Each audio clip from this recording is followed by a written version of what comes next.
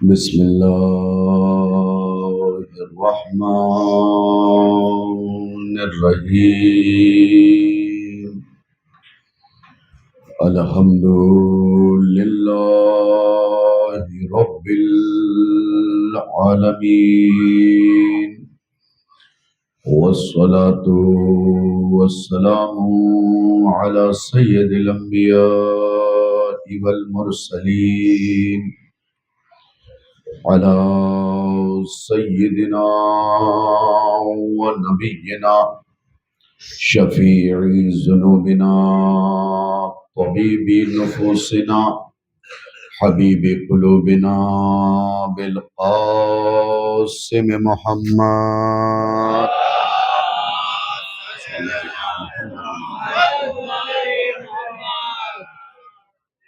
وآله الطيبين الطاهرين المعصومين المظلومين، ولعنة الله على أعدائهم أجمعين، غاصبي حقوقهم منكري فضائلهم ومناقبهم وعطشهم وبلايتهم وأسرارهم.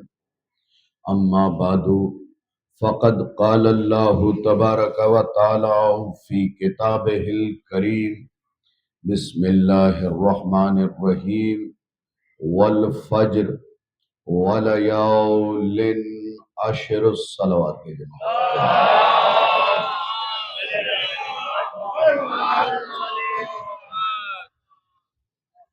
سامعین مکرم، حاضرین مجلس، ملتمس ہوں کہ ایک مرتبہ سورہ الحمد اور 3 مرتبہ سورہ اخلاص کی تلاوت فرما کر اس کے ساتھ ساتھ 7,000 قرآن، 60,000 صلوات کی تسبیح اور 60,000 استغفار کی تسبیح سید ظفر عباس رضوی ابن سید فرحت حسین رضوی صاحب کی روح کو ارسال کریں۔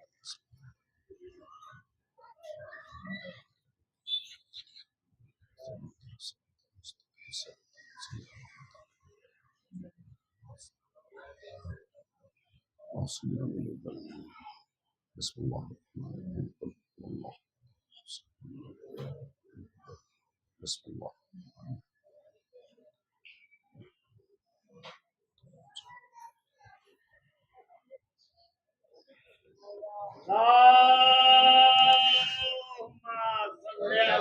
محمد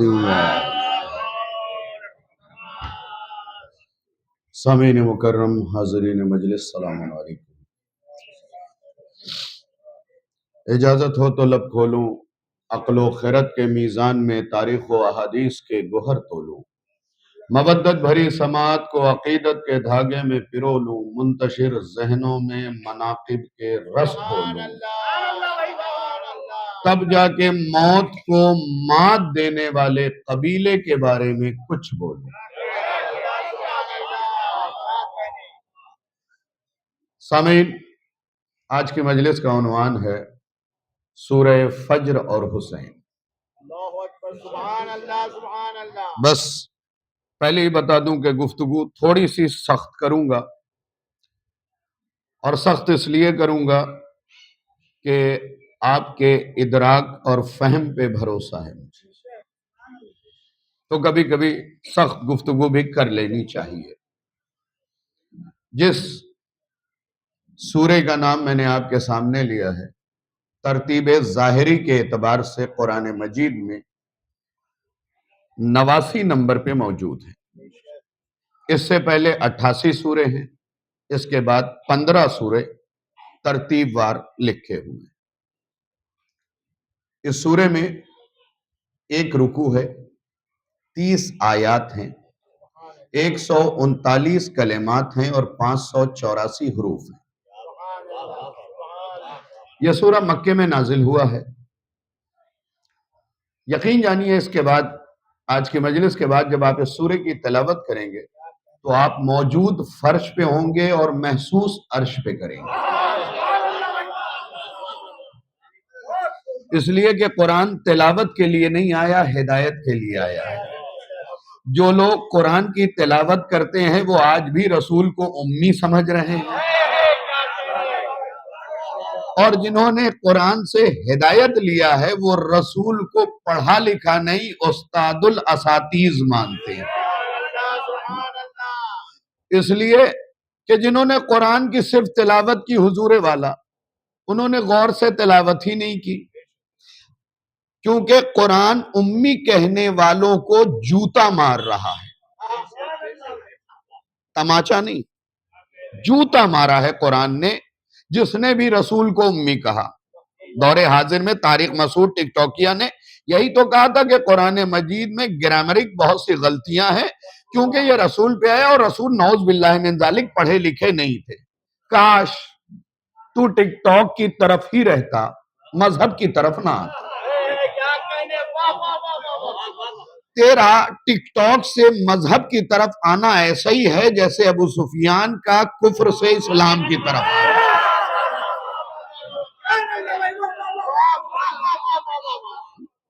کیونکہ قرآن مجید دیکھیں پڑھے لکھے لوگوں سے میں نے پہلے ہی کہا کہ تھوڑی سی سخت گفتگو ہے، معاف کیجئے گا۔ قرآن مجید خود کہہ رہا ہے جو لوگ کہتے ہیں امی امی کے معنی ان پڑھ جاہل، ان کے منہ پہ قرآن خاک ڈال رہا ہے۔ اور کہاں خاک ڈال رہا ہے؟ سورہ جمعہ میں هو الذی بعث فی الامیین رسولا منہم یتلو علیہم آیاتہ ویزکیہم ویعلمہم الکتاب والحکمہ وان کانوا من قبل لفی ضلال مبین۔ قرآن کہہ رہا ہے کہ ہم نے محمد کو جاہل نہیں بھیجا، جاہلوں میں محمد بھیجا ہے۔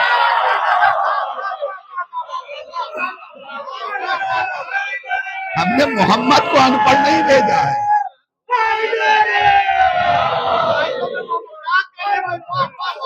اور یہ شریف خاندان کے لوگ بڑی آسانی سے اس فقرے کو سمجھ جائیں گے۔ حضور بگڑے ہوئے خاندان کی پرانی عادت ہے اپنے عیب کی چادر دوسرے کے سر پہ باندھ دینا۔ بگڑے ہوئے خانوادے کی پرانی عادت ہے کہ اپنے عیب کی چادر دوسرے کے سر پہ ڈال دینا۔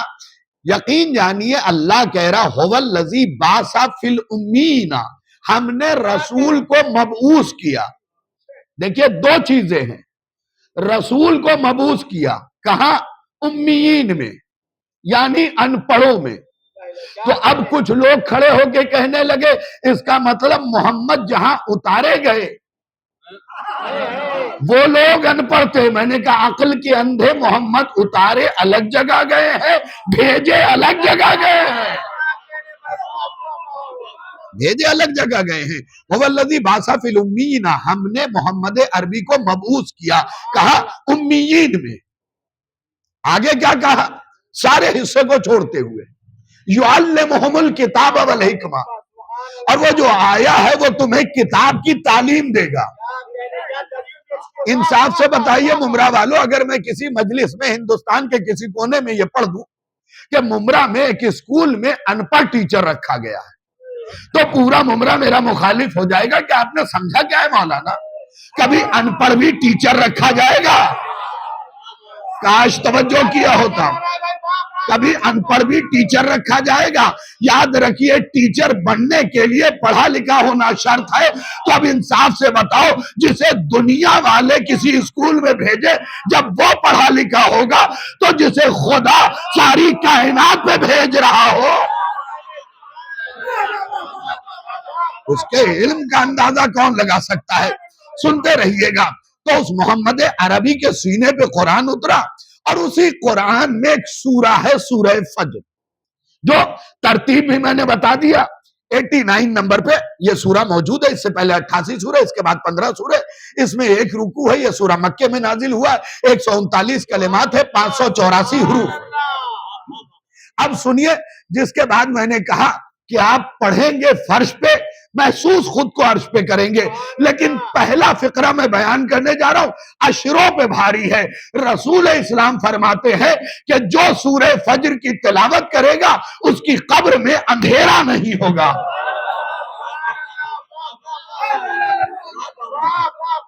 متوجہ ہو کے سن لیجئے گا، اس لیے کہ حکیم صاحب معاملہ یہ ہے کہ جب بچپن میں ہم کوئی پروجیکٹ لے کے اسکول جاتے تھے اور ٹیچر اس پر ری ایکشن نہیں دیتے تھے تو اندر سے خون جلتا تھا. جو بالکل خاموش بیٹھے ہیں وہ ملاحظہ کریں، اندر سے خون جلتا تھا کہ بھائی ہمارے پروجیکٹ پہ ایکشن یا ری ایکشن تو ہونا چاہیے. بالکل اسی طریقے سے یہ مجلس ہمارا پروجیکٹ ہے. ان پہ ری ایکشن اور ری ایکٹ کرنا آپ کی ذمہ داری بنتی ہے. کیا کہا؟ جو سورہ فجر کی تلاوت کرے گا اس کے قبر میں اندھیرا نہیں ہوگا. اب اگر آپ یہی بیٹھ کے سن رہے ہیں تو یہی رہ جائیں گے، اور اگر فرش اعظم کو عرش اعظم سمجھتے ہیں تو عرش معلیٰ تک پہنچ جائیں گے. بھائی سورہ فجر کا دوسرا نام ہے سورۃ الحسین. ملاحظہ کیا آپ نے؟ سورہ فجر کا دوسرا نام ہے، حضور سنیے گا، سورہ فجر کا دوسرا نام ہے سورۃ الحسین. سورۃ الحسین، سورۃ الحسین. تعجب نہ کیجئے گا، ہر آدمی کے دو نام ہوتے ہیں. خدا کے لیے غور کیجئے گا، ہر آدمی کے دو نام ہوتے ہیں. ایک تو جو گھر والے رکھتے ہیں، ایک محلے والے. لیکن پورے مجمع سے میں پوچھ رہا ہوں، یہ بتائیے معتبر کون سا نام ہوتا ہے؟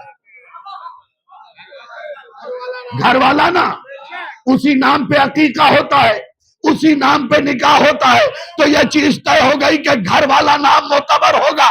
تو پھر مجھے کہنے دیجئے، سورۃ الفجر سے قرآن نے کہا اور سورۃ الحسین محمد نے کہا.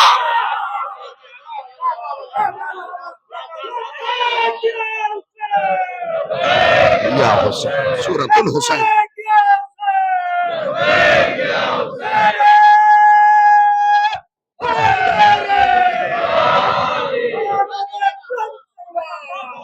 سورۃ الفجر یہ قرآنی نام ہے.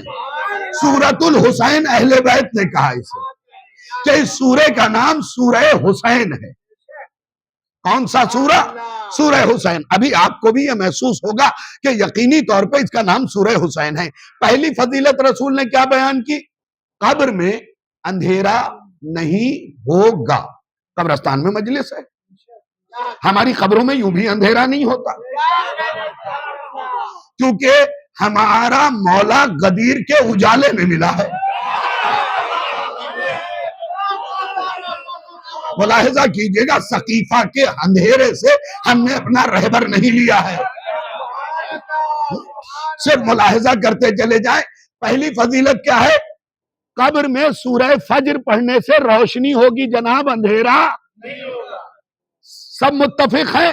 یہیں پہ حوالہ موجود ہے میرے پاس. کتاب میرے بیگ میں رکھی ہے، اظہر کے گھر پہ میرا بیگ رکھا ہوا ہے، کیونکہ اناؤں سے پڑھ کے ڈائریکٹ یہیں آیا اور ابھی گھر بھی نہیں پہنچا، کتاب یہی ہے. قبر میں اندھیرا نہیں ہوگا. تو ممرہ کا کوئی بندہ تو مجھ سے پوچھے کہ شاہد رضوی قبر میں اندھیرا کیوں نہیں ہوگا؟ میں کہوں گا رسول کی حدیث سن لو، ان الحسین مصباح الہدی. حسین ہدایت کا چراغ ہے، اور جہاں چراغ ہو وہاں اندھیرا.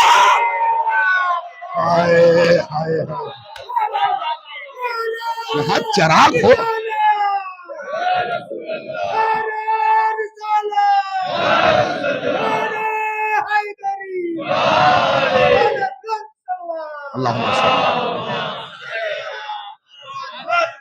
آپ حضرات تھوڑا مجھے پیچھے سے اشارہ کیا گیا ہے آپ کو آگے بلانے کے لیے، آپ حضرات تھوڑا اور آگے آ جائیں.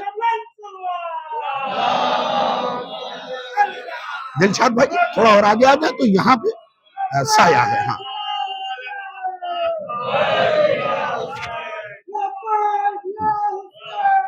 ادھر آ جائیں، ادھر آ جائیں، حکیم صاحب ادھر آ جائیں.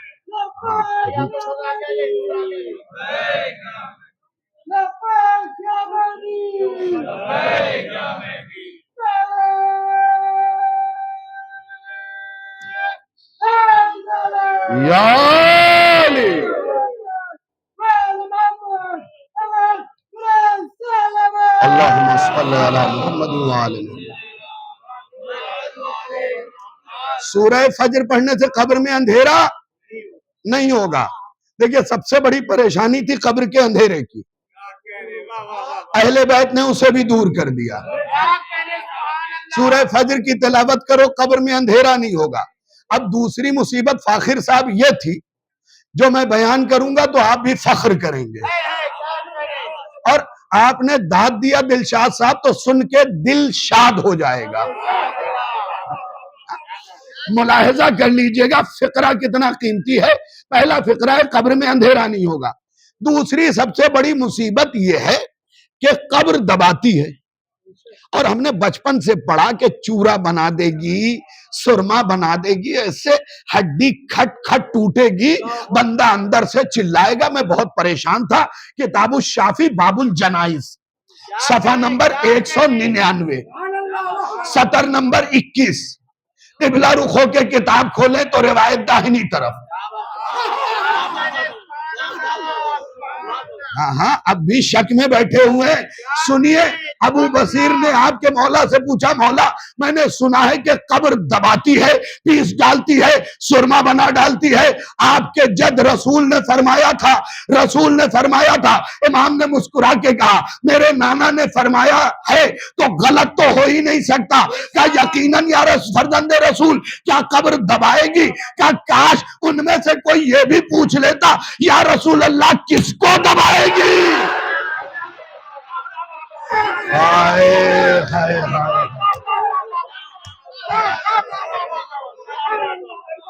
آج کوئی یہ بھی پوچھ لیتا کہ قبر کس کو دبائے گی. بہت بڑا سوال ہے یہ. دیکھو نوجوانوں، ایک پرٹیکولر تھوڑا سا ٹیپیکل طریقہ روایت کو سمجھنے کا بتا دے رہا ہوں. بہت سی روایت ہے قبر کے عذاب کی. پہلے سب سے پہلے یہ دیکھو کہ پوچھا کس نے ہے. بات نہیں پہنچی. پہلے یہ دیکھیے پوچھا کس نے. ٹیپیکل طریقہ ہے ذرا سا روایت کو سمجھنے کا. پہلے یہ دیکھیے پوچھا کس نے. اب ابو لہب اگر آ کے پوچھے گا کہ قبر میں عذاب ہوگا یا نہیں، تو محمد عربی یہ تھوڑی کہیں گے نہیں ہوگا. مجھے انصاف سے بتائیے میرے خوبصورت خاموش دوستو، اس لیے کہ کچھ لوگ مجلس میں نیت کر کے ہی آتے ہیں خاموش رہنے کی، اور وہ یہ سمجھتے ہیں کہ خاموشی بہت بڑی عبادت ہے، جبکہ تم نے ابھی تک نہج البلاغہ نہیں پڑھا. بولنے والے علی نے فرمایا بولو تاکہ پہچانے جاؤ. بولو تاکہ پہچانے جاؤ. تو روایت کیا ہے؟ پوری روایت سن لیجئے. پوچھ کون نا؟ ابو بصیر. ابو بصیر ہے دونوں آنکھ سے اندھے، اور نام ہے دیکھنے والوں کا باپ. بھائی ممرا اگر میرے ساتھ ذہنی طور پہ ہے تو جملہ کہہ دوں. جناب یاد رکھیے دیکھنے کے لیے ان آنکھوں کی نہیں، ان آنکھوں کی ضرورت ہے. ان آنکھوں کی ضرورت ہے. ان آنکھوں سے آپ اپنے امام کو بھی دیکھ سکتے ہیں، لیکن ان آنکھوں سے نہیں دیکھ پائیں گے. اس لیے کہ کربلا جو بھی جاتا ہے، میں نے خود شرح زیارت جامع کبیرہ میں پڑھا ہے. کتاب کا نام ہے جامع کبیرہ. جو بھی زیارت کرنے جاتا ہے یہ زیارت ضرور پڑھتا ہے. اس میں اس کی شرح لکھی گئی. اس میں یہ جملہ ہے کہ امام حسین نے فرمایا کہ میرے چاہنے والوں سے کہہ دو کہ جو بھی میری قبر پہ آئے گا میں اس سے ملاقات ضرور کروں گا. اللہ جانے میں نے کیا پڑھا اور آپ نے کیا سنا. میں اس سے ملاقات ضرور کروں گا. اسی شخص کی ہوگی حقیقی زیارت، ورنہ کچھ لوگ تو کربلا کی تصویر دیکھ کے لوٹ آتے ہیں. بھئیے میرے دوست خاموش کیوں رہ گئے؟ کچھ لوگ تو کربلا جا کے بھی کربلا کی تصویر دیکھ کے لوٹ آتے ہیں. ہو سکتا ہے کوئی مجھ سے پوچھے کربلا کی تصویر دیکھ کے کون لوٹتا ہے؟ میں کہوں گا چلو کربلا ہی میں دکھاتا ہوں. جو گوشت کے لیے لڑائی کرے وہ لوٹتا ہے.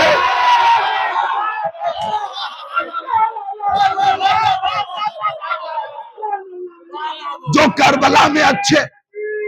اللہ اکبر یا رسول اللہ. لبیک یا حسین،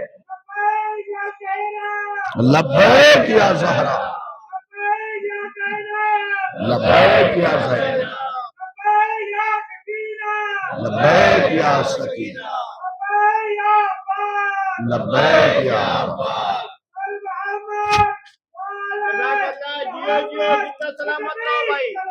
اللہم صلی علی محمد۔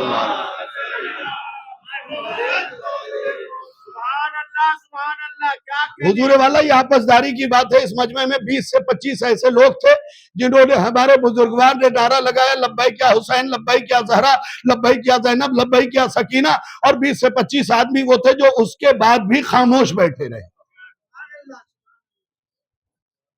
میری آنکھیں بڑی تیز ہیں، اور تیز کیوں نہ ہو، مہینے میں ایک بار خاک شفا لگاتا ہوں۔ تمہیں چلتے چلاتے نسخہ بھی بتا دیا آنکھوں کی تیزی کا کہ مہینے میں ایک بار خاک شفا لگاتا ہوں، آنکھ بڑی تیز رہتی ہے۔ 20-25 آدمی تھے جنہوں نے نعرے کا جواب نہیں دیا۔ جناب والا ایک بات یاد رکھیے گا، لبیک یا حسین کہنے سے حسین کا رتبہ نہیں بڑھتا ہے، لبیک یا حسین کہنے سے حسین کا رتبہ نہیں بڑھتا ہے، بلکہ جب آپ جواب دیتے ہیں نا تو زمانے کو پتا چلتا ہے یزیدیت کی بھیڑ میں خدیجہ کے نمک کھانے والے کہاں بیٹھے ہیں۔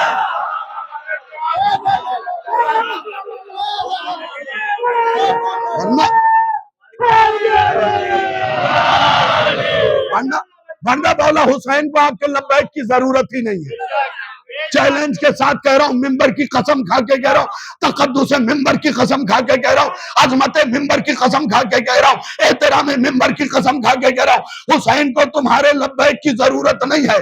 اور سنو، کتاب کا نام ہے خصائص حسینیہ، رائٹر ہے آیت اللہ شیخ جعفر شوشتری، ان کے پاس وہبی علم بھی ہے، کسبی علم بھی ہے۔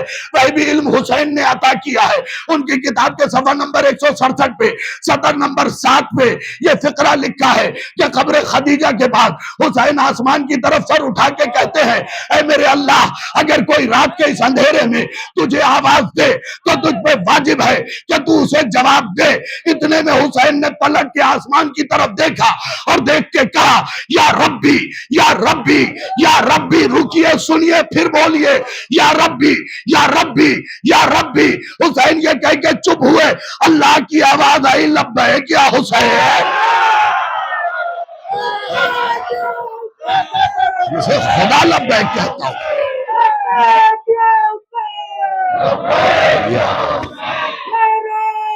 خدا لبیک کہتا ہوں۔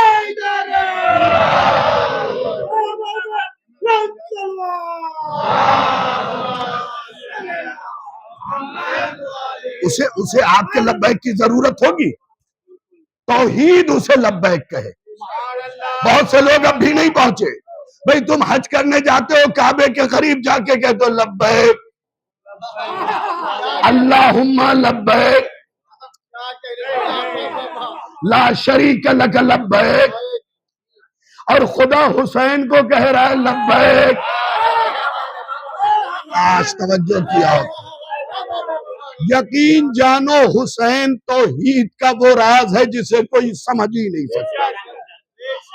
ابھی اور آگے لے کے چل رہا ہوں۔ پہلی فضیلت، قبر میں اندھیرا نہیں ہوگا، قبر دبائے گی نہیں۔ کیوں نہیں دبائے گی؟ سنیے، روایت یہی تھی نا، کاش کوئی پوچھ لیتا کہ کس کو دبائے گی اور کس کو نہیں۔ اب امام نے جو حدیث ارشاد فرمایا اپنے لوہے دل پہ لکھیے اور اپنے اپنے گھروں تک لے کے جائیے، گھر والوں کو یہ حدیث سنائیے، ماں کی قبر پہ جائیے، وہاں بیٹھ کے یہ حدیث سنائیے۔ یاد رکھیے، ہم یہ سوچتے ہیں کہ صرف مجلسی ایصال ثواب ہے۔ کبھی ماں کی قبر پہ جاؤ، فاتحہ کے بعد علی کی 2 فضیلت سنا کے چلے آؤ۔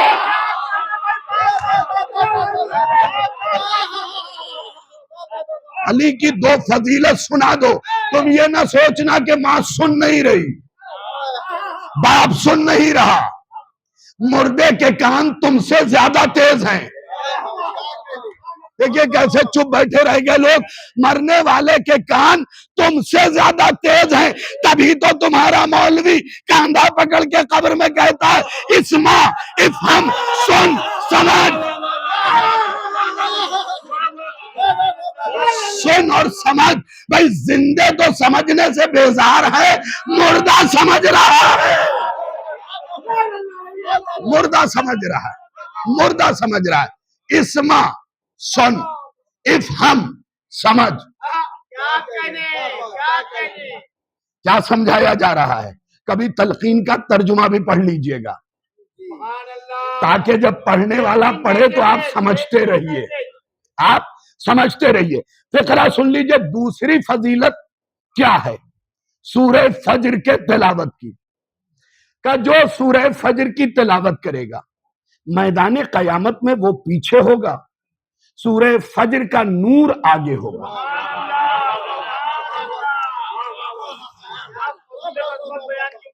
خدا کے لیے کبھی تو باتوں کو سمجھ جایا کیجئے. حسین اگر چاہ لے تو جون جیسے کالے کو نورانی بنا دے. یہ حسین کے اوپر ہے، اور یہ سورہ سورۃ الحسین ہی تو ہے، سورۃ الحسین ہی تو ہے. آئیے اب ایک حوالہ دیتا ہوں. کتاب کا نام تفسیر برہان، اور جامع الجوامع، جوامع الجامع کتاب کا نام ہے. فضل بن حسن تبرسی کی 548 ہجری میں اس عالم کا انتقال ہو گیا ہے. 548 ہجری میں، یعنی تقریباً 1000 سال انتقال کو ہونے کو آئے. 548 ہجری میں اس عالم کا انتقال ہو گیا ہے. انہوں نے اپنی تفسیر کے اندر پتہ ہے کیا لکھا؟ رسول اسلام فرماتے ہیں، بہت غور سے سنیے گا، کہ اگر کسی کے یہاں رحمت ہی رحمت آ رہی ہو اور اسے نعمت کی طلب ہو،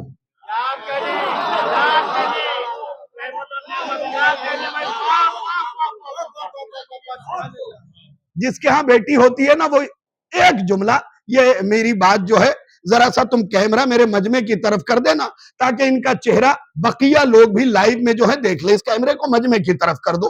میں صرف سنا رہا ہوں. جن کے یہاں بیٹیاں ہی بیٹیاں ہوتی ہیں وہ چہرہ اتار کے بس ایک ہی شکوہ اپنے علاقے کے امام جمعہ یا مولوی سے کرتے ہیں، جس کی تھوڑی بہت چلتی ہے، کہ قبلہ افسوس نہیں ہے، بیٹی اللہ کی رحمت ہے، لیکن بس ایک ہی چیز کا دکھ ہے، نسل کیسے چلے گی؟ ارے پگلے، جب محمد کی نسل چلتی ہے.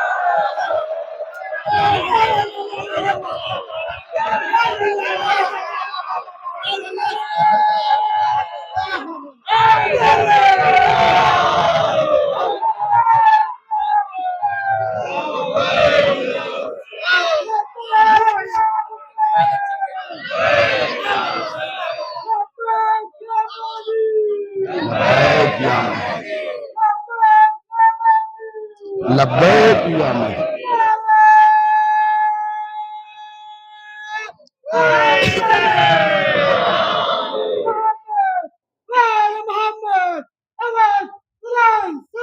اللہم صلی علی محمد وآل محمد.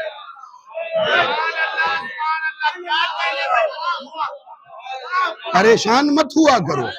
بیٹیوں کے پیدا ہونے سے عرب کے کافر پریشان ہوتے تھے. بھائی میری بات پہنچ گئی؟ جو بالکل سر جھکائے بیٹھے ہیں وہ سہمت نہیں ہے. نہیں، اگر آپ کو میری بات ناگوار گزر رہی ہے تو ذرا سا بتا دیجئے. لیکن میں جانتا ہوں سچی بات میں کڑواہٹ ہوتی ہے. بیٹیوں سے پریشان نہ ہوئیے. رحمت للعالمین کی نسل بھی رحمت سے چلی ہے، یہ ملاحظہ کر لیجئے. لیکن بہرحال اہل بیت نے بیان کیا تو پہنچا دے رہا ہوں. عجیب و غریب مرحلہ ہے. کہا اگر کسی کے ہاں رحمت ہی رحمت آتی ہو اور اسے نعمت کی طلب ہو تو شوہر کو چاہیے کہ خود سورہ فجر کو زعفران سے لکھ کے زوجہ کے گلے میں ڈال دے. اللہ اسے بیٹا دے گا. دلشاد بھائی 18 سال پہلے یہ پڑھا تھا اور 18 سال سے سینے میں، تو چلیے اس کے آگے کی بات پھر سینے میں. نہیں، اس طریقے سے اہل بیت کی فضیلت نہیں سنی جاتی ہے. نہ ان کی نصیحت سنی جاتی ہے. چہرہ بگڑا ہو تو عام دکاندار بھگا دیتا ہے یا نہیں؟ تو عمار میاں بگڑے ہوئے چہرے سے عام دکاندار کے پاس جائیے تو وہ کہتا بھائی کیسا چہرہ بنا رکھا ہے, کم سے کم چہرے پہ مسکراہٹ تو لاؤ. تو یاد رکھیے جب فرش والوں کی دکان بگڑے چہرے سے نہیں چلتی تو عرش والوں کے واقعات میں آپ کو اترے چہرے کے ساتھ کیسے سنا دوں. کیا لکھا ہے کتاب میں کہ رحمت ہی رحمت آتی ہو اور اسے نعمت کی طلب ہو. طلب کسے کہتے پتا ہے؟ طلب اس آخری منزل کو کہتے ہیں جب پیاس کی وجہ سے دم نکلنے والا, وہاں پہ لفظ طلب کہ وہ پانی ملے اور میری حیات پلٹے. ملاحظہ کریے, اب روایت کے جملے سمجھے. طلب ہو جسے بیٹے کی, لکھا ہے کہ زعفران سے لکھ کے گلے میں ٹانگ دے شوہر, مولوی نہیں.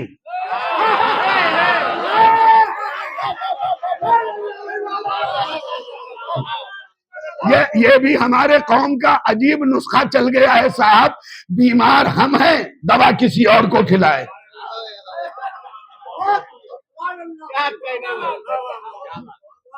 بیمار آپ ہیں تو بہترین علاج یہ ہے کہ آپ خود لکھیے. اچھا, کچھ لوگ ہماری قوم میں سپر فاسٹ ہے, ایک دم سپر فاسٹ. اہل بیت نے کہا یہ استغفار 70 بار پڑھو. مولوی صاحب نے بتا دیا, مولوی صاحب آپ 70 بار کی بات کر رہے ہیں, ہم نے تو 700 بار پڑھ لیا. ایسے بھی سپر فاسٹ ہے, تیجس سے بھی تیز ہے. آپ 70 بار کی بات کر رہے ہیں, مولانا فرمایا نے 700 بار پڑھا. امام سے ایسے ایک شخص نے آ کے کہا, سنیے گا توجہ کے ساتھ.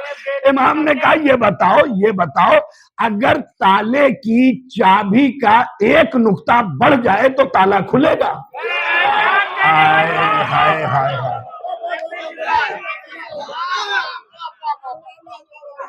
ایک دانتا ایک دندانہ بڑھ جائے تالا کھلے گا؟ انہوں نے کہا مولا نہیں کھلے گا. کہا ویسے ہی ہمارے بتائے ہوئے سے بڑھو گے تب بھی اللہ کا دروازہ نہیں کھلے گا, اور گھٹو گے تب بھی نہیں کھلے گا.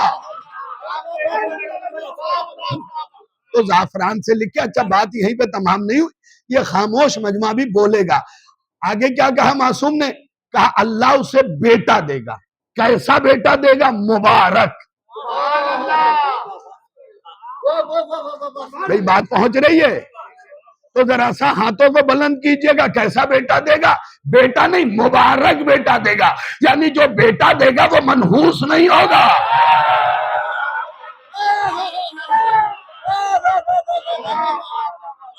اب مبارک کی تشریح ذرا سا مائک سے ہٹ کے بیان کر رہا ہوں.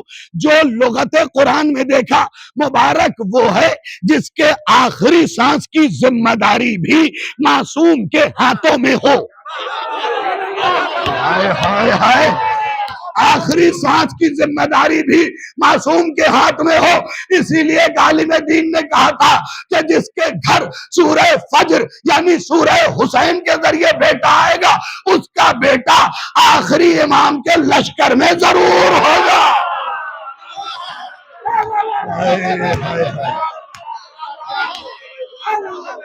آخری امام کے لشکر میں ضرور ہوگا. فضیلت یہاں تک پہنچ گئی. اب آئیے تفسیر برہان جلد نمبر 10 صفحہ نمبر 154, علامہ ہاشم بہرانی کی تفسیر.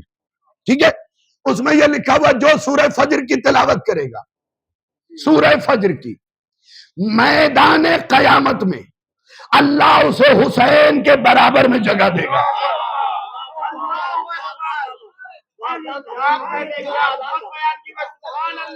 کچھ لوگ پریشان ہو گئے, میاں برابر میں جگہ ملے گی, برابر نہیں ہو جاؤ گے.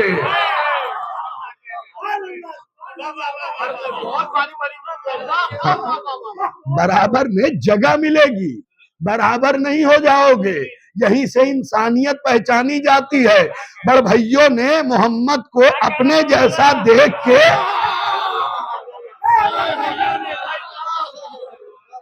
اپنا بھائی کہہ دیا, اپنے جیسا کہہ دیا. اچھا ان کی بات بھی کیا کرے, ہر بات بیوقوفانہ، ہر بات بیوقوفانہ ہے، کہیں سے کوئی لاجک ملتی ہی نہیں ہے۔ ان کے ہاں جو نماز میت پڑھ لے نکاح اس کا ٹوٹ جاتا ہے۔ ہاں، ہمارے مخالفین کے ہاں سب سے کمزور چیز کا نام ہے نکاح۔ طارق مسعود نے 2 سال پہلے جب پاکستان کے حالات دیکھے کہ لوگ مجلس بہت جا رہے ہیں، بہت سے لوگ شیعہ ہو رہے ہیں، تو اس نے یہ فتویٰ جاری کر دیا کہ مجلس میں جانے سے نکاح ٹوٹ جاتا ہے۔ مجلس میں جانے سے نکاح ٹوٹ جاتا ہے۔ بھئی ہم بھی کہاں نکاح والوں کو بلا رہے ہیں، بغیر نکاح والوں کو بھیجو۔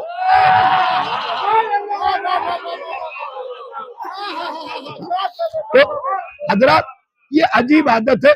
ابھی تھوڑے دن پہلے ایک بحث چل رہی تھی کہ آپ علی کو رضی اللہ کہیے، حسن کو رضی اللہ کہیے، حسین کو رضی اللہ کہیے۔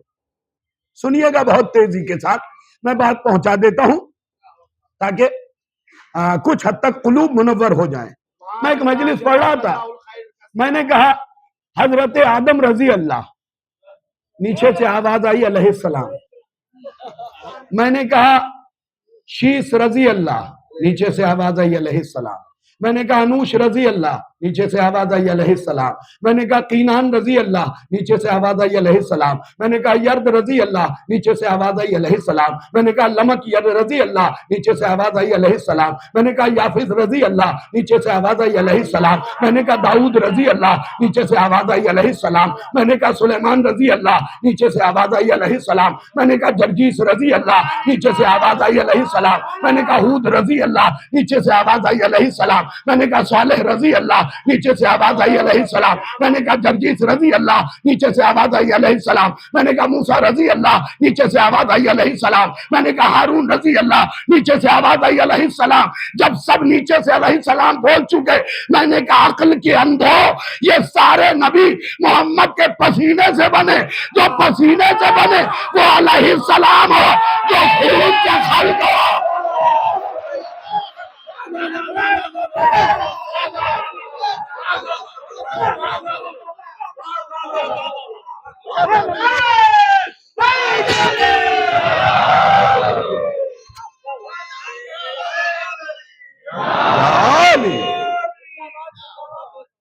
جو پسینے سے خلق ہو وہ تو علیہ السلام کا تمغہ لے جائے، اور جس کے لیے محمد کہیں لہموں کا لہمی، دموں کا دمی، عزموں کا عزمی، حربوں کا حربی، جس کے لیے محمد عربی کہیں تیرا خون میرا خون، یہ نہیں کہا میرا خون تیرا خون۔ اس میں بھی لاجک ہے، نبی نے یہ نہیں کہا میرا خون تیرا خون، نبی نے علی کی طرف دیکھ کے کہا تیرا خون میرا خون تیرا خون۔ اے خدا کے لیے، خدا کے لیے، خدا کے لیے یہ جملہ سن اور سمجھ لیجئے گا۔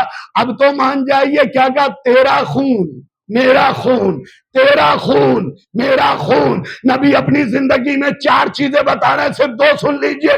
نبی نے اپنی زندگی میں علی کے خون کو اپنا خون کہہ کے بتایا ہے علی جو بھی تیری قتل میں شامل ہوگا وہ تیرے قتل میں شامل نہیں ہوگا،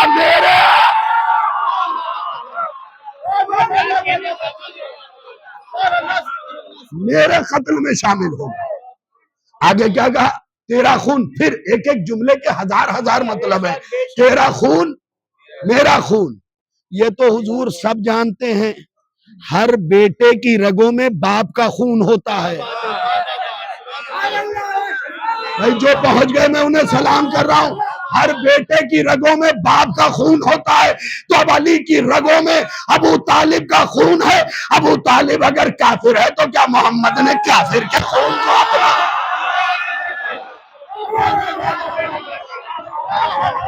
کافر کے خون کو اپنا خون کہا؟ یہ جلدی یاد رکھیے کیا ہوا۔ سورہ فجر کی آخری فضیلت اس سلسلے کی یہ تھی، اس کے بعد 2 جملے صرف فجر کے سلسلے سے بولوں گا۔ آخری فضیلت یہ تھی کہ جو بھی سورہ فجر کی تلاوت کرے گا اللہ اسے امام حسین کے پہلو میں جگہ دے دے گا۔ کچھ تو ہے اس سورے میں، کچھ تو راز ہے. کبھی اس کے ترجمے اور تفسیر کو دیکھیے گا, لطف آ جائے گا. کیا کہا اللہ نے؟ والفجر. ترجمہ کیا کیا جاتا ہے؟ قسم ہے صبح کی. ارے صبح تو خود ہی عربی ہے صاحب.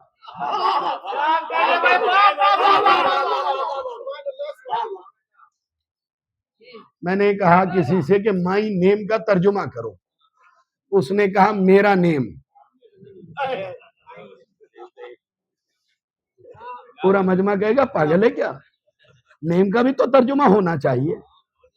والفجر, فجر بھی عربی ہے, صبح بھی عربی ہے. اب آپ کہیں گے صبح کہاں عربی ہے؟ قرآن کی آیت پڑھیے, والصبح اذا تنفس.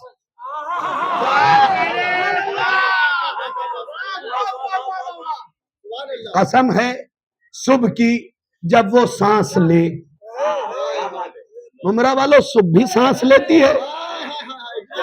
اچھا میں بھی کیا غلطی کر رہا ہوں حکیم صاحب؟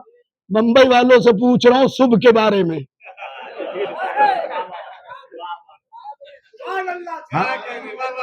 ہے کہ نہیں؟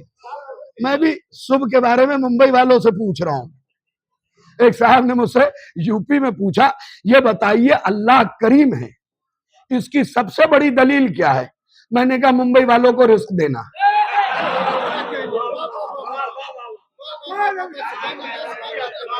آخر صاحب کیونکہ رزق کے بٹنے کا وقت ہے صبح صادق, اور ہم اٹھتے ہیں 11 بجے.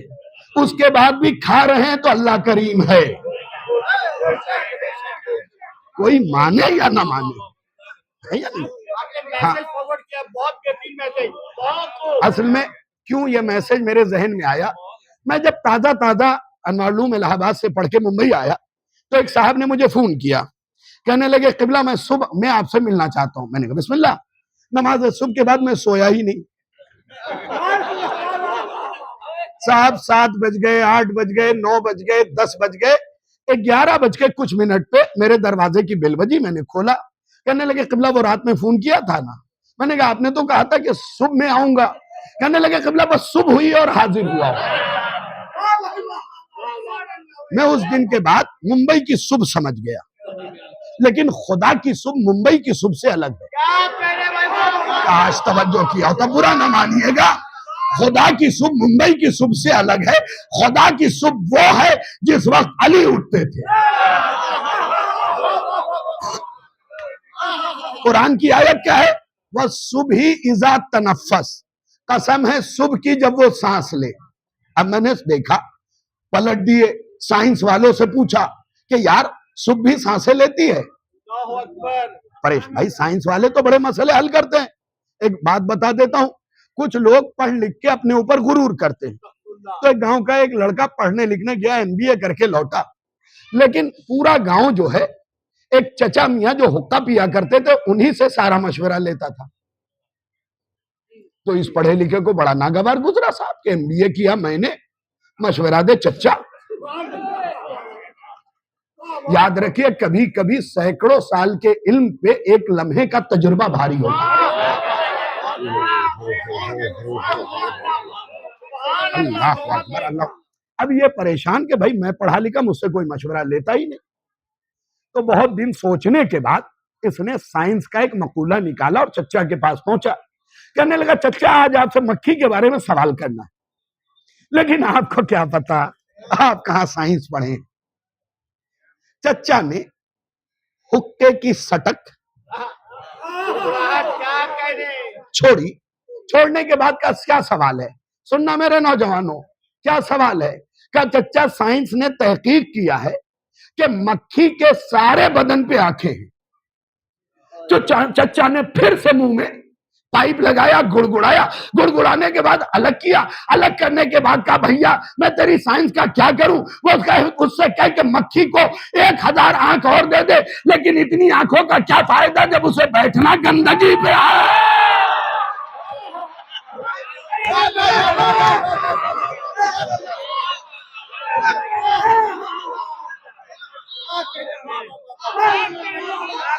تو پڑھ لکھنے کے بعد بھی اگر تہذیب اور تمیز نہ آئے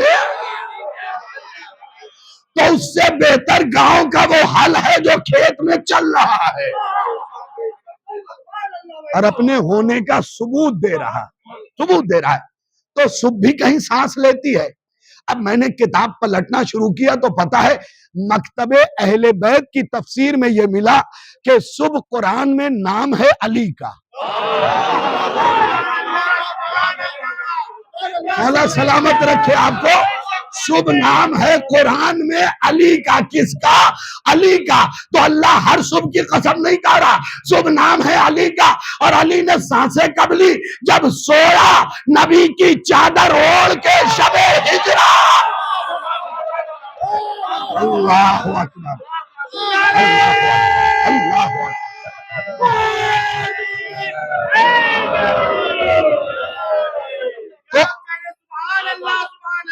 اچھا انصاف سے بتائیے، میں آپ سے گفتگو کر رہا ہوں اور گفتگو کرتے کرتے کہوں چچا اس سڑک کی قسم کھا کے کہہ رہا ہوں جو باہر بنی ہوئی ہے، اندر والی تو محترم ہے، باہر جو بنی ہوئی ہے اس سڑک کی قسم. آپ کہیں گے قبلہ قسم کھانے کے لیے ایک شرط ہے کہ جس کی قسم کھائیں پہلے وہ محترم ہو. تو اللہ ہر صبح کی قسم کھائے گا جس میں ہم جیسے جھوٹے چادر تان کے سو رہے ہوں؟ اس صبح کی قسم تو اللہ نہیں کھائے گا نا، محترم چیز کی کھائے گا. قسم کا اصول ہے کہ محترم چیز کی قسم کھائی جائے گی، غیر محترم چیز کی قسم نہیں کھائی جائے گی. یہ یاد رکھیے گا، قسم کا اپنا یہ پکا اصول ہے، ہمیشہ محترم چیز کی. اب اللہ جو قسم کھا رہا ہے اس کا مطلب کوئی صبح ہے جو سانس لے کے اس کی ہر صبح کو بچا رہا ہے، اس کی ہر صبح کو، اس کی ہر صبح کو، ہماری نہیں، اس کی ہر صبح کو. آگے صبح کے معنی بھی صبح، فجر کے معنی بھی صبح. آئیے فرق بتاتا ہوں، لطف آ جائے گا. میں نے لغت اٹھایا. ہمارے ہاں کیا ہے، قرآن کی لغت الگ ہے، زبان کی لغت الگ ہے. لیکن ہمارے معاشرے میں کیا کرتے ہیں، قرآن کے لفظ زبان کی لغت میں ڈھونڈتے ہیں. الگ ہے معنی، زبان کی لغت الگ ہے، اس میں استعمال ہونے والے الفاظ کے معنی الگ ہیں. لیکن قرآن کی زبان الگ ہے، اس کے معنی بھی بلند ہوں گے. جیسے میں نے قرآن میں تلاش کیا کہ آل عمران آیا ہے، عمران کے معنی عام لغت میں دیکھے تو کچھ اور ملے، اور جب قرآن کی لغت کو کھولا تو اس میں عمران کے معنی ملے خوش قسمت. ہاں بس سمیٹنے لگا ہوں. ہاں اس کے بعد نام حسین تام کا اہتمام ہے نا. ہاں یہ بھی حسین کا الگ کرشمہ ہے.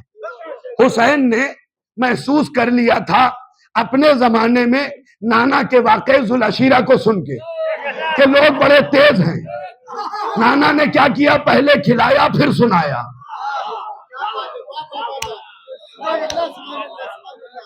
جو پہنچ گئے میں انہیں سلام کر رہا ہوں. نانا نے پہلے کھلایا پھر سنایا. حسین نے کہا یہ تو چلے جائیں گے، کیا پہلے سنایا جائے گا پھر کھلایا جائے گا. تو ذرا سا صبح اور فجر کے معنی ملاحظہ کر لیجئے. صبح اور فجر کے معنی ملاحظہ کر لیجئے.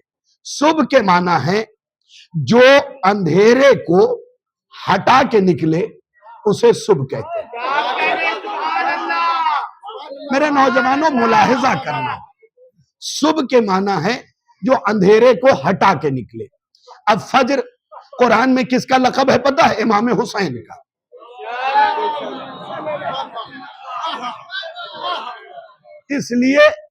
اس لیے امام حسین کا لقب ہے، بھی معنی سے پتہ چل جائے گا. اور فجر قرآن میں ایک اور امام کا لقب ہے، تنزل الملائکۃ والروح فیہا بإذن ربہم من کل امر سلام ہی حتی مطلع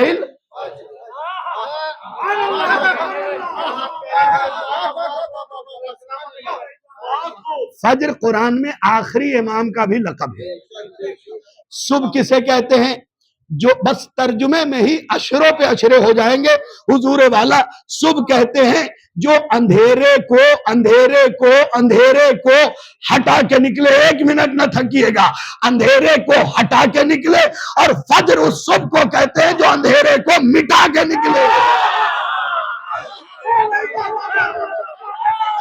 اللہ اکبر، اللہ اکبر، اللہ اکبر۔ برائے سلامتی امام زمانہ حضرت قائم حجت اجل اللہ تعالی فرجہ الشریف بلند ترین صلوات۔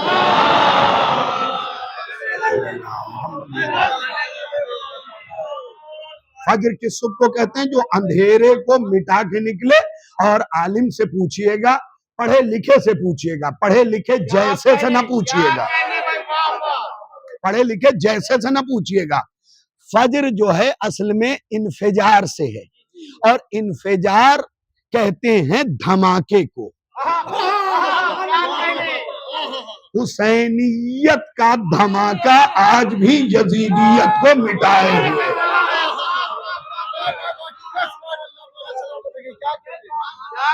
خدا کے لیے بس اتنا ہی کہوں گا، قرآن پڑھیے تو اس کے معنی و مفاہیم کو سمجھیے کہ کہاں آپ کو مخاطب کیا ہے، کہاں دنیا کو مخاطب کیا ہے۔ جب قرآن میں موت کی آیت آپ کے لیے آئی تو کیا آئی پتہ ہے؟ جات سکرت الموت، ہاں یہ والی آیت آپ کی آئی سورہ قاف والی۔ کیا ترجمہ ہے؟ موت کا نشہ تب تک نہیں آئے گا جب تک موت کے ساتھ حق نہ آئے۔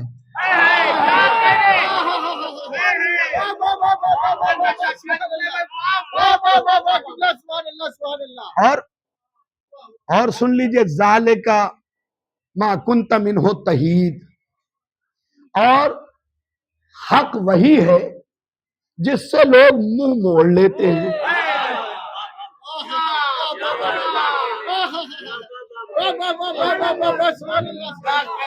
موت کا نشہ تب تک نہیں آئے گا، اس کا مطلب ہمیں جو موت آتی ہے وہ مٹانے والی موت نہیں آتی ہے۔ ارے 4 مصرے، کبھی کبھی تو حضور مصرے پڑھتا ہوں، آپ کو پتا ہے، 4 مصرے سن لیجئے۔ ہم لوگ زمانہ یہ سمجھتا ہے، اب حضور والا موجود ہیں، ہم سب یہ سمجھتے ہیں ہمارا ساتھ چھوڑنے والا مر گیا۔ بھائی وہ مرا نہیں ہے، جینے کی دلیل یہ ہے اسماء افہم۔ اس نے جو 60 سال 70 سال زندگی گزاری تب مرا ہوا تھا، اب تو وہ جیا ہے۔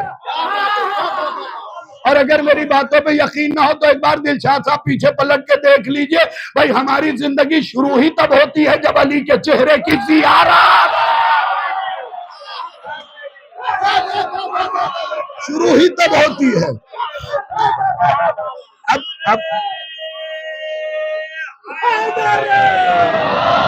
اب ہم یا علی مولا سلامت رکھے، اللہم صلی علی محمد وعلی۔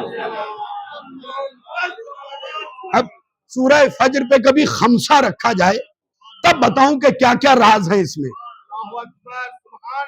تب بتاؤں اس میں کیا کیا راز ہے، اس میں آیت 30 ہی کیوں ہے؟ کیونکہ بھائی ہم تو سورے اور آیت والے ہیں، پارے والے تو ہیں نہیں۔ پارا تو ہوا ہے تیسری خلافت کے دور میں۔ قرآن جو 30 پاروں میں بٹا ہے یہ اہل بیت کے ہاں کا نہیں ہے، ہاں اہل بیت کے ہاں سورے ہیں، آیتیں ہیں۔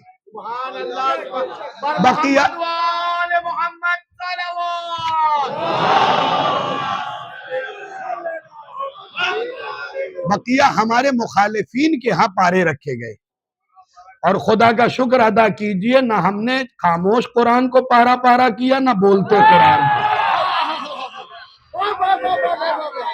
خدا کا شکر ادا کیجئے، بس بات سمٹ گئی۔ ہمیشہ جب بھی قرآن پڑھیے سلیقے سے پڑھیے، طریقے سے پڑھیے۔ قرآن جلد بازی کے لیے نہیں آیا ہے، قرآن خود آواز دے رہا ہے ہمیں رک کے پڑھو، ٹھہر کے پڑھو، سمجھ کے پڑھو۔ قرآن کے معنی ہی ہے پڑھا ہوا۔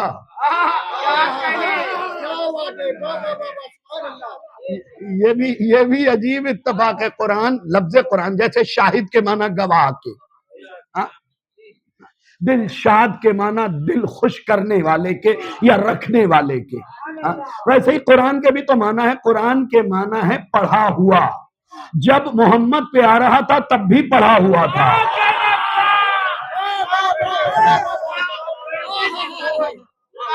اور پڑھا آپ کے علی نے تھا. لہذا قرآن سلیقے سے پڑھیے. ایک چیز اور بتاتا چلوں، اس وقت ہمارے معاشرے میں خدا کا شکر ادا کیجئے کہ بہت سے گھروں میں یہ بیماری نہیں آئی ہے، لیکن بہت سے گھروں میں یہ آ گئی ہے کہ کچھ لوگ کیا کرتے ہیں، پیسہ دے دیا غیروں کے مدرسے میں اور کہتے ہیں قرآن پڑھوا دیجئے گا. اللہ میاں کی قسم ثواب نہیں مل رہا.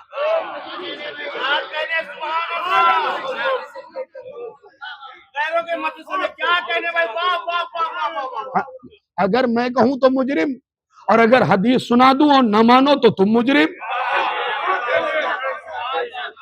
اور رسول کی حدیث ہے ربا تعلیل قرآن والقرآن یلن ہو. سارے سر اٹھا کے سنو، ربا تعلیل قرآن والقرآن یلن ہو. رسول کہتے ہیں کچھ قرآن پڑھنے والے وہ ہیں جن پہ قرآن ہی لعنت بھیج رہا ہے. قرآن ہی لعنت بھیج رہا ہے. لہذا 4 آیت پڑھیے لیکن خدا پڑھیے، یا کسی اپنے والے سے پڑھوائیے. 4 پیسہ جائے گا اس کے گھر میں تو یہ بھی کار خیر ہے.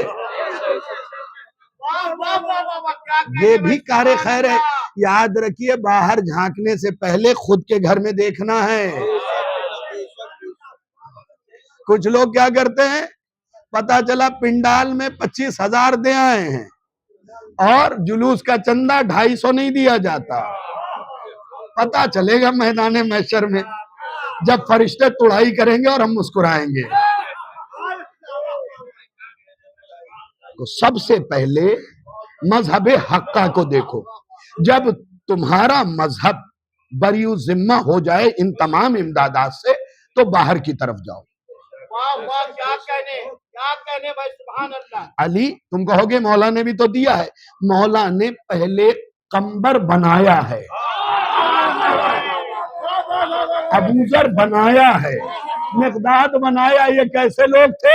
ایک دن علی کے پاس پہنچ گئے، یا علی 3 دن ہو گئے کچھ کھایا نہیں ہے. علی نے کہا وہ جو پتھر پڑا ہوا ہے نا میرے دروازے پہ اسے یا علی کہہ کے اٹھاؤ، سونا ہو جائے گا.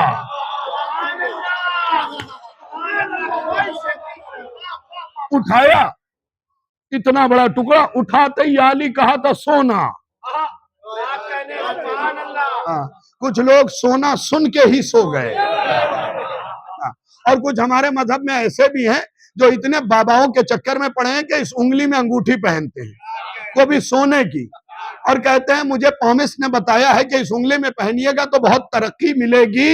جناب آپ بھی جہنمی، آپ کا پومس بھی جہنمی ہے. جو علی نے کہہ دیا وہی آخری ہے، وہی آخری ہے. ان چکروں میں نہیں پڑیے گا. اس انگلی میں انگوٹھی پہننا علی کے معزولی کی علامت ہے صفین کے میدان سے، کیونکہ ہمارے آس نے اس انگلی سے اتار کے اس انگلی میں پہنایا تھا. سمجھے آپ؟ اس لیے کوئی ترقی ورقی نہیں ملنے والی اہل بیت کو چھوڑ کے. اور ساری دنیا مل گئی، ساری دنیا مل گئی، ساری دنیا مل گئی اور اہل بیت نہ ملے تو یاد رکھو وسیم رہو گے، بعد میں جو ہے کیا بنو گے.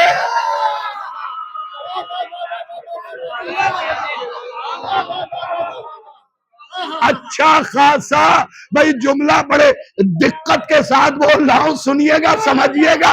اچھا خاصا دفناتے دفناتے جلانا پڑ گیا. اچھا خاصا دفناتے بس آپ اپنے لوگوں کو وہ 100 روپے اضافی لے رہے ہوں دیجئے، دیجئے، سنا دے رہا ہوں دیجئے، کیونکہ اس سے شیعہ بچوں کا گھر چلے گا، ان کا پیٹ پلے گا. بس آخری بات ہے سن لیجئے. جناب علی ایک چیز یاد رکھیے، آپ غیروں کی مدد سے پہلے دیکھیے، میں نے پہلے کہا کہ اپنا دیکھ لیجئے اس کے بعد باہر نکلیے، مگر اتنا ضرور یاد رکھیے گا، اتنا ضرور یاد رکھیے گا کہ باہر بھی دیکھیے تو ظرف دیکھ کے دیجئے، کہیں ایسا نہ ہو کہ آپ ہی کے پیسے سے کھا کے مستنڈا ہو جائے اور کل آپ کے امام کے مقابلے پہ کھڑا ہو جائے۔ یہ مرحلہ ہے، یہ مرحلہ بس مولا سلام، بس وہ چار مصرے اور مصائب کی طرف۔ اللہم صلی علی محمد وعلی محمد۔ دیکھیے اصل میں ہوتا کیا ہے، ہم مرتے نہیں ہیں، ہم مرتے نہیں، ہوتا کیا ہے وہ بتا رہا ہوں۔ وقت نزا علی کا جو دیدار ہو گیا، آخری لمحے میں علی کا جو دیدار ہو گیا، وقت نزا علی کا جو دیدار ہو گیا، میری رگوں میں سانس مچلتی رہی میری۔ دیکھیے گا کوئی سر نہ جھکا کے بیٹھے، وقت نزا علی کا جو دیدار ہو گیا، میری رگوں میں سانس مچلتی رہی میری، پھر کیا ہوا پتہ نہیں، بس اتنا یاد ہے مارے خوشی کے جان نکلتی رہی میری۔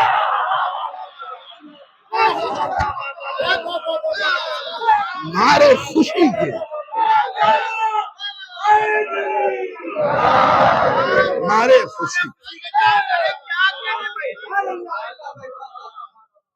اور ہر مجلس میں بتاتا ہوں علی کب آئیں گے، یہ بھی اہل بیت نے بتایا ہے، یہ بھی اہل بیت نے۔ کتنا مشکل مرحلہ ہے، مرتے وقت جو لوگ بیٹھے رہتے ہیں وہ ذرا سا غور کریں گے۔ معصوم فرماتے ہیں کہ جب کوئی ہمارا چاہنے والا اس دنیا سے جاتا ہے تو موت کی آخری ہچکی سے پہلے کچھ لمحے کے لیے اس کے چہرے پہ مسکراہٹ آتی ہے، وہی لمحہ ہے علی کے آنے کا۔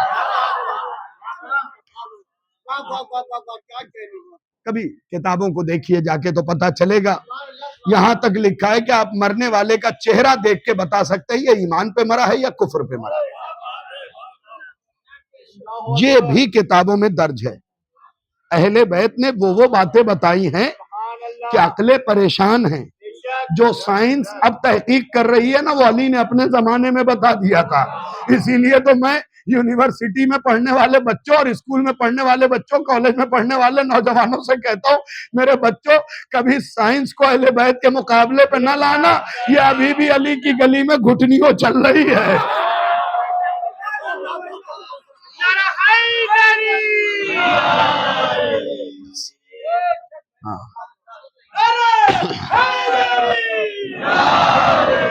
تو سورہ فجر کا آخری مرحلہ یہ ہے کہ اگر آپ اسے قبرستان میں پڑھیں گے، آخری مرحلہ رجب علی خیاط صاحب نے بیان کیا، قبرستان میں پڑھیں گے تو ہر مرنے والے سے عذاب اٹھا لیا جائے۔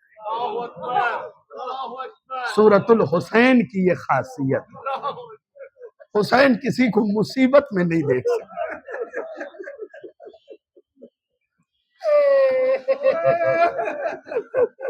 ہاں، رونے میں کوئی کمی نہ کیجیے گا، حسین کسی کو مصیبت میں نہیں دیکھ سکتا۔ میں نے یہاں تک واقعات میں پڑھا ہے کہ زخموں سے چور حسین ہے، ایک شخص نے آ کے کچھ کہا،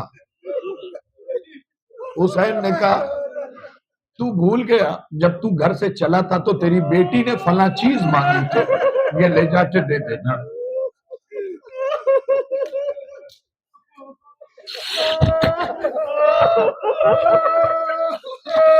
ایک سوال کرو مولا حسین، میری ہمت نہیں ہے، آپ غیروں کو، آپ دوسروں کو مصیبت میں نہیں دیکھ سکتے، کیسے دیکھا ہوگا جب آپ کی بیٹی تماشے کھیل۔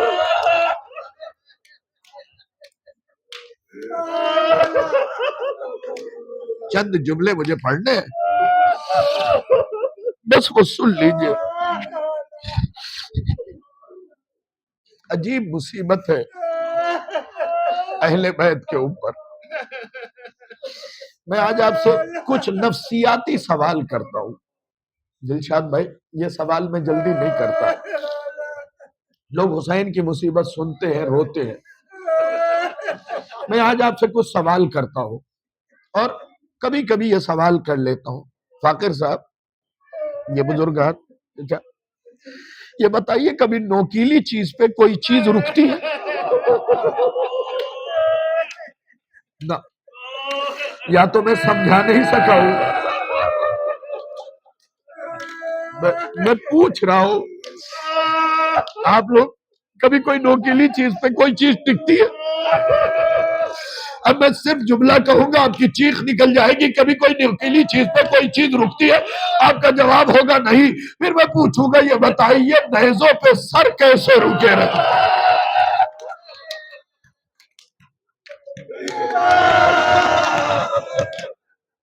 دیکھو میرے بچوں، گھٹ گھٹ کے نہ رویا کرو، شرما کے نہ رو، یہ سوچ کے نہ رو کہ برابر والا میری آواز سن کے کیا کہے گا، بلکہ یہ سوچ کے رو پتہ نہیں کس کے پہلو میں امام سجاد بیٹھ کے لہو رو رہے۔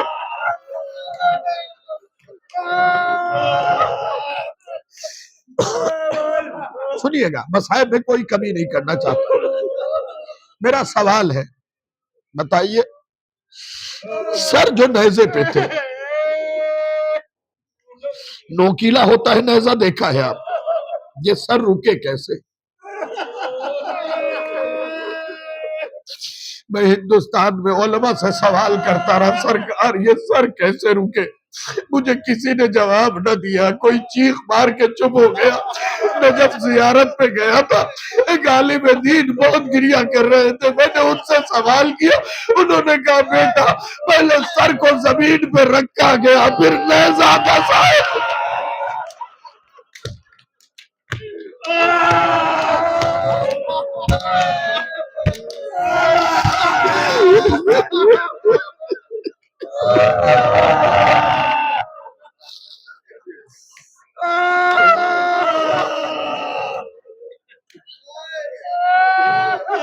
ہر بندہ برابر والے کی آواز محسوس کرے گا۔ میں ایک فقرہ پڑھنے لگا ہوں اور مرنے والے کے گھر والوں کو اسی فقرے کے ذریعے پرسہ دے رہا ہوں، اور جو سخت دل ہے نا وہ بھی چیخ پڑے گا، اس کا کلیجہ پھٹنے کو ہو جائے گا۔ میں نے کہا حسنوں نے بتایا کہ سر رکھا گیا پھر نیزہ دھسایا گیا، میرے ایک ہی سوال ہے، آپ نے گود میں اولاد پالی ہے، سب کے سر میں نیزہ دھسایا گیا، مجھے بتاؤ علی اصغر کا سر تو چھوٹا تھا۔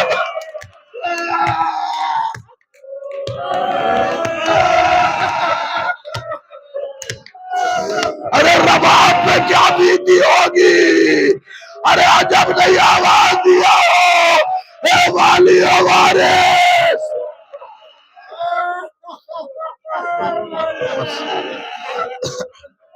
سمیٹ لیے میں نے مسائل، جس انداز میں آپ گریہ کر رہے ہیں۔ 3 چیزیں مجھے پوچھنی تھی، ایک اور پوچھوں گا۔ تم نے زیارت ناہیہ میں پڑھا ہے حسین کی داہنی طرف کی پسلیاں بائیں طرف کی پسلیاں داہنی طرف۔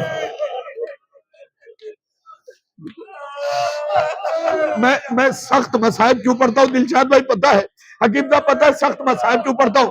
مولا نے فرمایا جو ہمارے مصائب چھپائے گا وہ شبر اور پھولی کے ساتھ اٹھایا گا۔ میں چھپانا نہیں چاہتا، لیکن ممبر پہ قسم کھا کے کہہ رہا ہوں کہ جتنے مصائب پڑھے وہ بتا بھی نہیں سکتا۔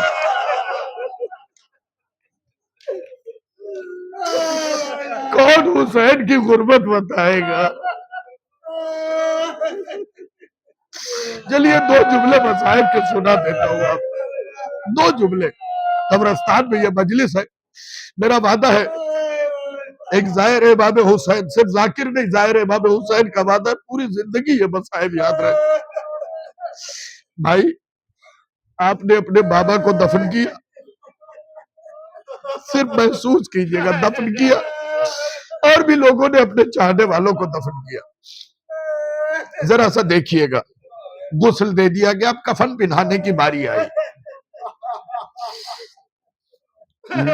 کرتا لنگ چادر ران پیچ یہ سب دینے کے بعد چادر دی گئی، چادر میں لپیٹا گیا، مردے پہ پہلا پردہ چادر کا، مرنے والے پہ پہلا پردہ چادر کا، محسوس کیجئے گا نفسیاتی مسائل پڑھ رہا ہوں، پہلا پردہ چادر کا، اس کے بعد یمنی چادر، پھر کاندھے پہ اٹھا کے لے کے آئے، قبر کھودی گئی، बम्बई में सीधी कब्र बनती है, मुस्तहब है कि कब्र बना के तहत बनाया जाए।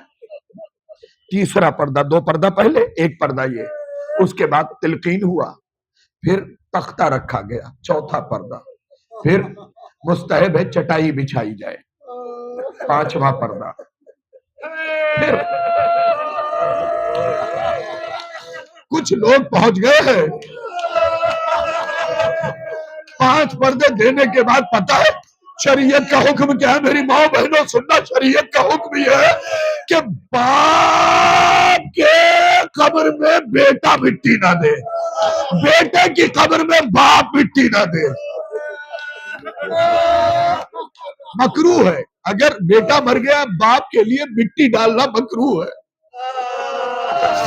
5 पर्दे के बाद चादर का पर्दा, यमनी चादर का पर्दा, तहत का पर्दा, तख्ते का पर्दा, चटाई का पर्दा। इन पर्दों के बाद शरीयत ये कहती है कि बाप बेटे की कब्र पे मिट्टी न डाले। मैं आपसे पूछूंगा, ये बताओ करबला में जुल्फकार से हुसैन कब्र खोद रहे हैं, अरे नन्हे अली असगर को लिटाया है, न कफन का पर्दा है, न चादर का पर्दा।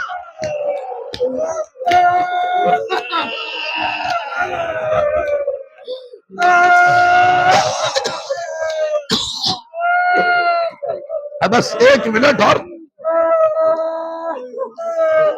कब्र में लिटाया है।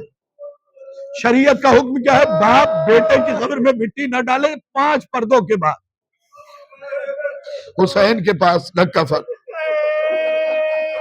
न तख्ता, जितने बाप बैठे हुए नहीं, या उनसे सवाल करूंगा, क्या तुम अपने बेटे के बदन पे मिट्टी डाल सकते हो?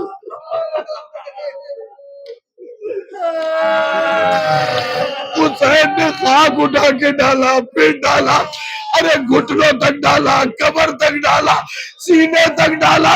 अब जितने गोद में पाले हैं ना बच्चे, जरा जवाब दे, ये बताओ जब चेहरे पे डालने की बारी आई ना, अरे ख़याम करो किया, आवाज़ ज़ैनब मेरी मदद करो, ए अम्मा, मैं असगर के चेहरे पे मैं कहूंगा, ए मेरे मौला, असगर को मिट्टी मिल गई।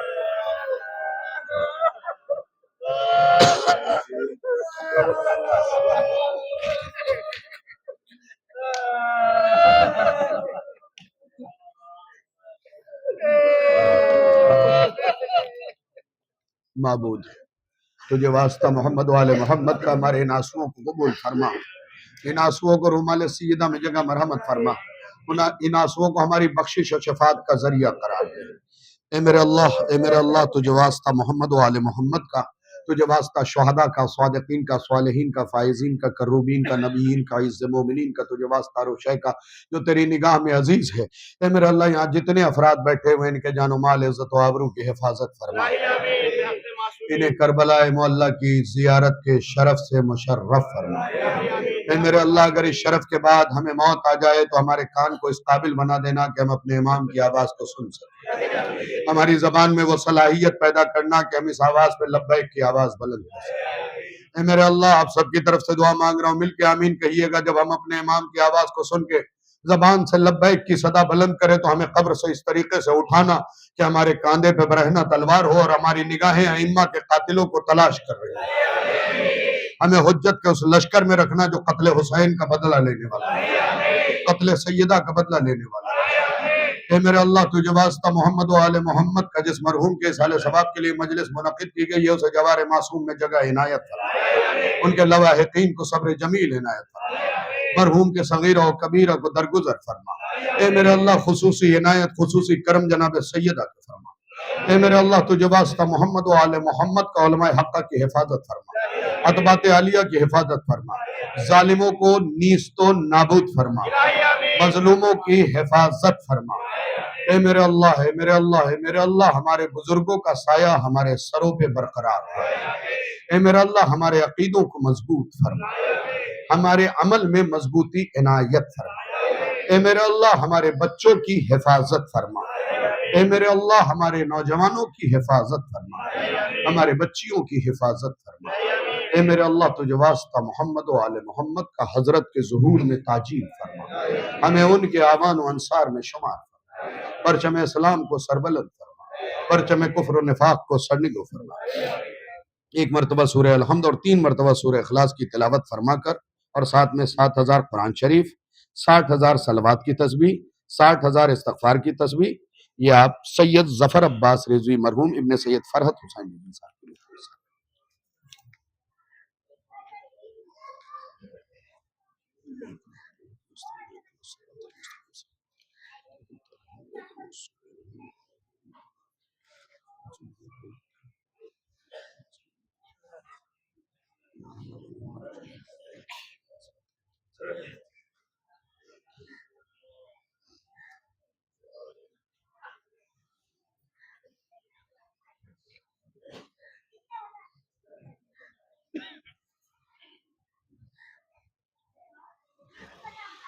بسم اللہ الرحمن الرحیم اللہم کل ولیک الحجۃ ابن الحسن صلواتک علیہ وعلی آبائہ فی هذه الساعة وفی کل ساعة ولیا وحافظا وقائدا وناصرا ودلیلا معینا حتی تسکنہ ارضک طوعا وتمتعہ فیہا طویلا۔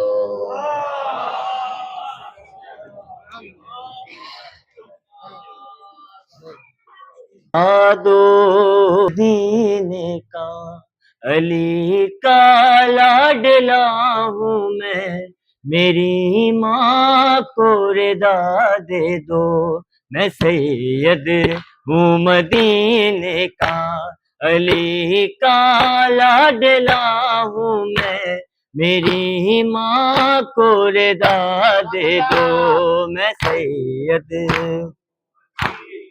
کا علی کا لاڈلا ہوں میں، میری ماں کو رضا دے دو، میں سید ہوں مدینے کا، علی کا لاڈلا ہوں میں، میری ماں کو رضا دے دو۔ خدا کے نام پہ تم سے، خدا کے نام پہ تم سے رضا ایک مانگتا ہوں میں، میری ماں کو رضا دے دو، میں سید ہوں مدینے کا، علی کا لاڈلا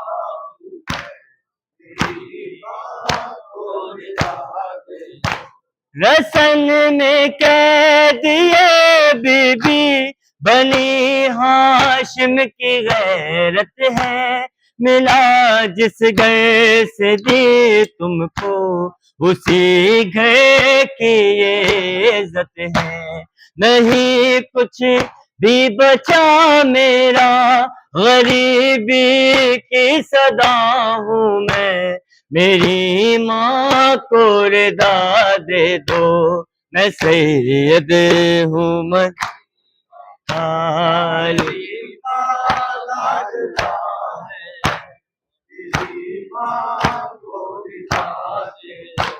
جوانی اپنی لٹوا کے بھرے بازار آیا ہوں، قسم بابا کے لاش کی میں ایک زندہ جنازہ ہوں، ہٹاؤ بھیڑ یہ ساری فقط یہ چاہتا ہوں میں، میری ماں کو رضا دے دو، میں سید